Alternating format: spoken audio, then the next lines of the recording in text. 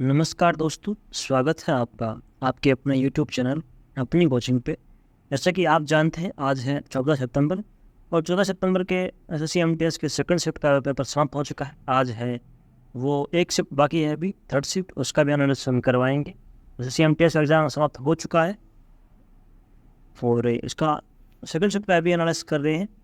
तो आज second shift में पूछा गया था कि एक दिन में सबसे ज़्यादा गाने लिखित करने गाने अभिलिखित करने वर्ल्ड रिकॉर्ड धारक कौन से सिंगर है। इसका मतलब है कि एक दिन में सबसे अधिक गाने कौन से सिंगर ने गाए थे एक दिन में, तो वो थे कुमार सानू, जिन्होंने 28 गाने हैं वो एक दिन में गाकर वर्ल्ड रिकॉर्ड बना दिया था। अलग अलग गाने थे एक दिन में। इसके अलावा बात करें इनके बारे में तो उन्होंने 1993 में Guinness book of world record में अपना नाम दर्ज करवाया था। कुमार सानू का पूरा नाम केदारनाथ भट्टाचार्य है। उन्होंने आप हज़ारों बॉलीवुड गाने गाए हैं। उन्होंने 1991 से 1995 तक लगातार 5 फिल्म फेयर पुरस्कार भी जीते हैं कुमार सानू ने। इसके अलावा अगर आपको इसका पीडीएफ डाउनलोड करना है तो आप हमारे टेलीग्राम ग्रुप पर कर सकते हैं, जिसका लिंक आपको वीडियो के डिस्क्रिप्शन बॉक्स में मिल जाएगा। अगला क्वेश्चन है कि मल्लिका गज़ल कैसे कहा जाता है। तो मल्लिका गज़ल वो बेगम अख्तर को कहा जाता है। उन्हें मुखर संगीत के लिए संगीत नाटक अकादमी पुरस्कार भी मिला है और उन्हें भारत सरकार द्वारा पद्म श्री और पद्म भूषण, जो कि मरणोपरांत मिले हैं, से भी सम्मानित किया जा चुका है। बात करते हैं अगले क्वेश्चन की। अगला क्वेश्चन है कि वोट देने या मतदान देने की न्यूनतम उम्र क्या है। तो मतदान देने की न्यूनतम उम्र है वो 18 वर्ष है और भारत में नागरिकों के लिए मतदान की न्यूनतम उम्र 18 वर्ष है। इससे पहले मतदाता पंजीकरण के लिए न्यूनतम आयु 21 वर्ष थी। संविधान के 61वें संशोधन अधिनियम 1988 के तहत 1989 के 21वें अधिनियम का अध्ययन करते हुए लोक प्रतिनिधित्व अधिनियम आरपीए 1950 को संशोधित करके मतदाता पंजीकरण की न्यूनतम आयु को 18 वर्ष किया गया है। इसे 28 मार्च 1989 से लागू किया गया था, जहाँ पे 18 वर्ष वो मतदान की उम्र कर दी थी और यह अधिकार भारतीय संविधान के अनुच्छेद 326 में प्रदान किया गया है। तो इसका संशोधन कब हुआ था? 21/18 कब हुई थी? तो 1989 में हुआ था यह है। और यह कब कहाँ उल्लेखित है? तो यह संविधान के अनुच्छेद 326 में उल्लेखित है। अगला क्वेश्चन है कि सबसे दक्षिणी हिमालय को क्या कहते हैं। तो उसे कहते हैं शिवालिक हिमालय।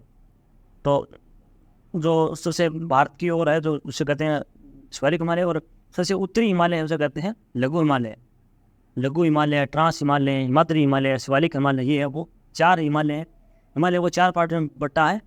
तो सबसे उत्तर है लघु हिमालय, ट्रांस हिमालय, हिमाद्री हिमालय और शिवालिक हिमालय। ये इस प्रकार से हिमालय हैं। अगला क्वेश्चन है कि अर्जुन सिंह को कौन से राज्य के लोक नृत्य के लिए 2022 में पद्मश्री अवार्ड मिला था। तो मध्य प्रदेश सरकार ने, मध्य प्रदेश के डिंडोरी जिले के बेकर नृत्य कला से अर्जुन सिंह उनका संबंध है और उन्हें 2022 में जब 128 पुरस्कार पद्मश्री अवार्ड दिए थे, उनमें से मध्य प्रदेश के 6 व्यक्तियों को भी अवार्ड दिया गया था, जिनमें से एक है वो अर्जुन सिंह भी शामिल थे। बेका नृत्य कला के लिए उन्हें पद्मश्री अवार्ड मिला है। अगला क्वेश्चन है कि वैश्विक बहुआयामी IMF गरीबी सूचकांक 2021 के अनुसार भारत की रैंक क्या है। तो इसकी रैंक है वो 109 देशों में है वो 66वें स्थान पर है वो भारत था। इसके अलावा बात करें तो 2022 में भी यही स्थान पर था और 2023 में भी इसी स्थान पर है। इसके अलावा 2020 में वो 107 देशों की रैंकिंग में 66वें स्थान पर भारत था। 2023 के अनुसार भारत 109 देशों में 66वें स्थान पर है और 2022 में भी इसी स्थान पर था, ये 66वें स्थान पर। और वैश्विक बहुआयाम में भी पूछा गया था कि IMF की रैंकिंग के अनुसार भारत का सबसे गरीब राज्य कौन सा है। तो वो था बिहार, जो फर्स्ट शिफ्ट में पहुंचा था। सबसे अमीर राज्य पूछा था वो था केरल। और कल पूछा गया था प्रश्न की 4 नंबर पर गरीब राज्य कौन सा है। तो वो था मध्य प्रदेश। अगला क्वेश्चन है कि अमन सहरावत को किस खेल में स्वर्ण पदक मिला है। तो इन्हें ये कुश्ती से संबंधित है, तो इन्हें कुश्ती में ये स्वर्ण पदक मिला है। इसके अलावा बात करें कौन से स्पर्धा में मिला है, तो 19 वर्षीय पहलवान ने कजाकिस्तान के अस्ताना में पुरुषों के 57 किलोग्राम फ्री स्टाइल वर्ग में स्वर्ण पदक जीता था। पिछले साल स्पेन में अंडर 23 विश्व कुश्ती चैंपियनशिप में स्वर्ण पदक जीतकर इतिहास रच दिया इन्हें। तो वह इस चैंपियनशिप में स्वर्ण पदक जीतने वाले पहले भारतीय पहलवान बन गए हैं। तो इसका ऑप्शन ये था कि अंडर 23 विश्व कुश्ती चैंपियनशिप, तो ये था इसका आंसर था। अगला क्वेश्चन है कि विटामिन बी की कमी से कौन सा रोग होता है? तो विटामिन बी की कमी से वो बेरी रोग होता है। विटामिन ए की कमी से रक्तवांधी होता है, बी की कमी से बेरी, सी की कमी से सक्करवी, और विटामिन डी की कमी से वो रिकेट्स रोग होते हैं।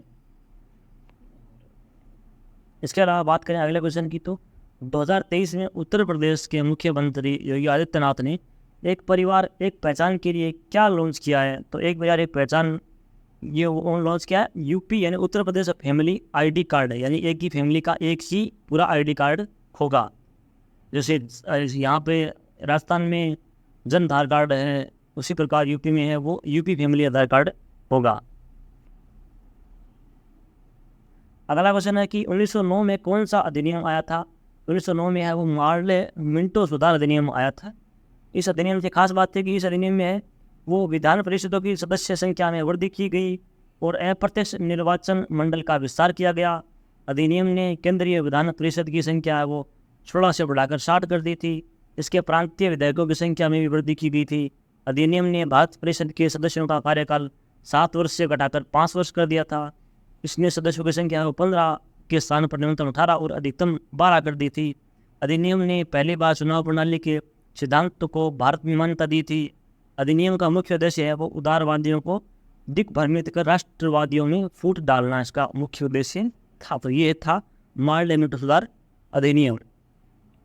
एक क्वेश्चन है अगला कि बैंक खाता पासबुक को अपडेट करने से क्या तात्पर्य है? तो इसका एक क्वेश्चन पूछा गया था कि जो हम बैंक की वो डायरी एंट्री कराते हैं उससे क्या तात्पर्य है, तो इससे क्या फ़ायदा होता है? तो उससे क्या है, जो हम पैसा का लेन देन करते हैं, जमा कराते हैं, लेते हैं, देते हैं, बैंक से ब्याज मिलता है, उस सभी का जो लेखा जोखा होता है वो एक हमें प्रति के रूप में, यानी कि वो फोटो कॉपी के रूप में वो प्राप्त किया जाता है। हमें वो उसे फिजिकली देख सकते हैं, वो वही है, ये प्रति है। तो वही है पासबुक को अपडेट करना। पासबुक को प्रिंट करवाना मान सकते हैं इसको आप, लेखा जोखा जो भी है उसको पासबुक में प्रिंट करवाना भी बैंक की अपडेट करवाना है पासबुक को। अगला क्वेश्चन था कि 1919 में कौन सी दुखद घटना हुई थी? तो 1919 में है वो, इसका ऑप्शन था जलियांवाला बाग हत्याकांड। लेकिन एक लड़के और बताया कि कौन सा अधिनियम कौन सा जो सत्याग्रह हुआ था वो कौन सा हुआ था? तो 1909 में महात्मा गांधी ने रोलेट एक्ट के खिलाफ सत्याग्रह का आह्वान किया था, जिसे अंग्रेजों ने अभी पारित किया था। इसमें यह उल्लेख था 1919 के रोलेट एक्ट में कि जो भी कोई भारतीय दिख रहा है उसको सीधा उठाया, जेल में डाल दिया, उसको बिना कुछ सबूत के ही उस पर कार्रवाई कर सकते थे। ये था अधिनियम। इसी के विरोध में है 1919 में है वो व्यक्ति वो इकट्ठे हुए थे जलियांवाला बाग में, और वहाँ पर है जनरल डायर ने गोली चला दी थी। तो ये दुखद घटना थी। रोलेट एक्ट पारित किया था, उसके विरोध में ही जलियांवाला बाग हत्याकांड, वो इकट्ठे हुए थे लोग और वही एक वो जलियांवाला बाग हत्याकांड हुआ था। अगले क्वेश्चन की बात करें तो ब्रह्मदेश्वर मंदिर का निर्माण किसने करवाया था? तो इसका निर्माण करवाया था चोल शासक प्रथम राजेश्वरम ने है वो इसका निर्माण करवाया था। ये क्वेश्चन भी पहले पूछ लिया गया है। अगला क्वेश्चन है कि पाकिस्तान अपना स्वतंत्रता दिवस कब मनाता है? तो पाकिस्तान है वो 14 अगस्त को अपना स्वतंत्रता दिवस मनाता है और भारत मनाता है 15 अगस्त को।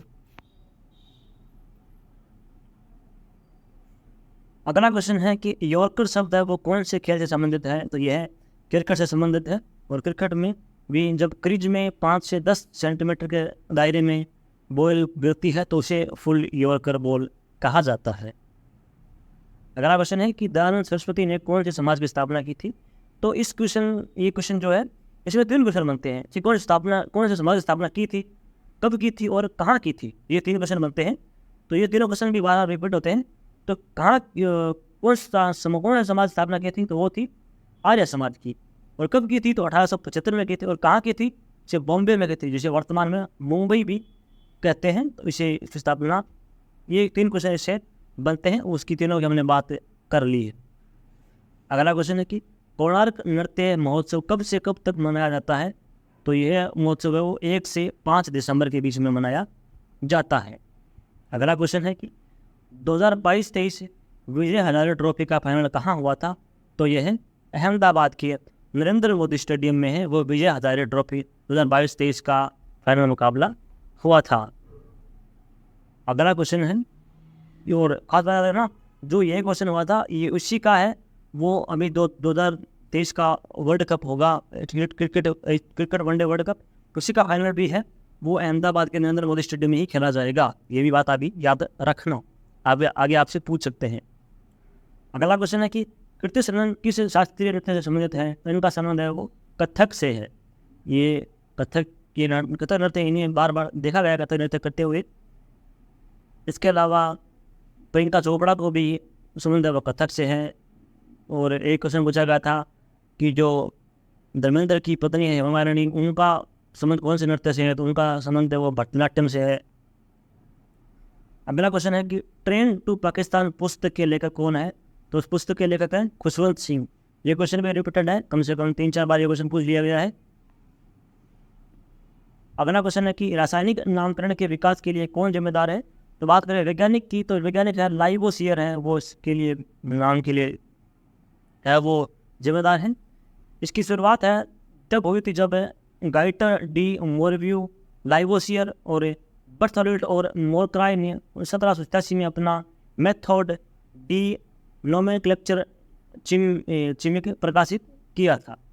इसके अलावा बात करें रासायनिक नामकरण के लिए international union of pure and applied chemistry IUPAC हमने सुना होगा IUPAC नाम, तो जिम्मेदार है। IUPAC है वो रसायनों और शोधकर्ताओं की सहायता के लिए रसायनों के परमाणु भार, प्रतीक और नामकरण के मानकीकरण के लिए जिम्मेदार है। IUPAC ने दुनिया भर में सबसे अधिक इस्तेमाल किया जाने वाला नामकरण विकसित किया है।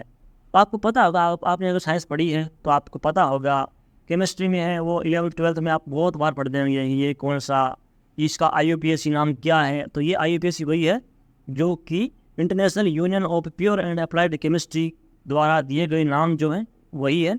और ये नाम ही विश्व भर में इन सबसे ज़्यादा उपयोग में लिए जाते हैं। इसमें आसानी होती है पदार्थों के परमाणु भार है, प्रतीक और नामकरण करने में आसानी होती है। अगला क्वेश्चन था कि रिंग ऑफ फायर भूकंप और ज्वालामुखी से कैसे संबंधित है? तो इनका संबंध है वो रिंग ऑफ फायर के किनारे ज्वालामुखी और भूकंपों के प्रचुरता क्षेत्र में टेक्टोनिक प्लेटों की गति के कारण ये रिंग ऑफ फायर भूकंप आते हैं। इसके अलावा आज सेकंड शिफ्ट के ये क्वेश्चन एक स्टूडेंट ने भेजे थे। देखो हमने सारे क्वेश्चन की बात की है, 24 क्वेश्चन उन्होंने भेजे थे, तो सारे क्वेश्चन की बात हमने कर ली है। तो दोस्तों ये था आज के हमारे सेगमेंट का वीडियो। अगर आपको वीडियो पसंद आया तो वीडियो को लाइक कीजिए, शेयर कीजिए और चैनल को सब्सक्राइब जरूर कर लीजिएगा। अगर आपको इसका PDF चाहिए तो आप हमारे टेलीग्राम को ज्वाइन कर सकते हैं, जिसका लिंक आपको वीडियो के डिस्क्रिप्शन बॉक्स में मिल जाएगा। इसके अलावा 1 से लेकर आज तक जितने भी SSC MTS 1 सितंबर से लेकर आज तक जितने भी SSC के एग्ज़ाम हुए हैं 70 के, जो सभी शिफ्टों के एग्ज़ाम एनालिसिस आपको PDF में मिल जाएंगे हमारे टेलीग्राम ग्रुप पे। और 2023 में जो SSC MTS CGL और CHSL तीनों के एग्ज़ाम हुए हैं उसके लगभग 2000 के आसपास क्वेश्चन हैं वन लाइनर, तो वो क्वेश्चन आपको जरूर पढ़ के जाना है। अगर आपका ये एग्ज़ाम है तो वो काफ़ी एग्ज़ाम में आपकी हेल्प करने वाले हैं। वो स्टैंडर्ड क्वेश्चन है, SSC के रिपीटेड क्वेश्चन है, SSC हमेशा रिपीटेड क्वेश्चन ही पूछती है। अगर आपने ज़्यादा कुछ नहीं पढ़ा है या फिर वो पढ़ रखा है तो अंत समय में वो पेटेड एक बार जरूर देखा जाएगा। आपका जिसने पढ़ रखा है उसका रिविजन हो जाएगा, एनालिसिस हो जाएगा, और जिसने नहीं पढ़ा है उसके लिए भी ये अच्छा होगा। अगर उसमें से आधे क्वेश्चन भी याद रहते हैं तो आपके 25 में से हैं वो 10-15% नंबर तो ऐसे जाएंगे। अगर आपको पूरे क्वेश्चन, अगर 1800 क्वेश्चन पूरे याद हो जाएंगे तो मैं दावा कर सकता हूँ उस PDF में से 25 में से 20% आपको मिल जाएंगे। तो दोस्तों ऐसे ही हमारे चैनल पर सपोर्ट बनाए रखिएगा, देखते रहिए आपका अपना YouTube चैनल अपनी कोचिंग।